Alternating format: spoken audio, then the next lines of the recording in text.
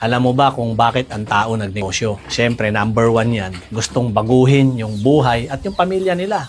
Yan yung pinaka-main reason bakit ang tao nagnegosyo. Totoo naman yon dahil pag nagnegosyo ka, unlimited yung kita mo. Depende yan sa mga oras at panahong gugugulin mo. Kaya yung pagninegosyo, lagi mong tandaan, may kaakibat yan na sakripisyo. Habang lumalaki yung negosyo mo, lumalaki yung kita mo, lumalaki yung kumpanya mo, lumalaki din yung oras na gugugulin mo. So, ang sakripisyo nun, sa pamilya mo. Kaya kung willing ka na lumago at lumaki yung negosyo mo, willing ka din dapat magsakripisyo. Pero lagi natin tandaan, ano ba yung pinaka-goal mo, yung long-term goal mo. Dahil ang pera, hindi yan basihan para maging masaya. Maraming may pera, pero hindi masaya. May tao ding walang pera, pero masaya. Hanapin mo kung saan ka magiging masaya. Totoo naman na mas madaling sumaya kung may pera. Pero aanhin mo yung dami ng pera mo kung wala ka ng pamilya, yung nagmamahal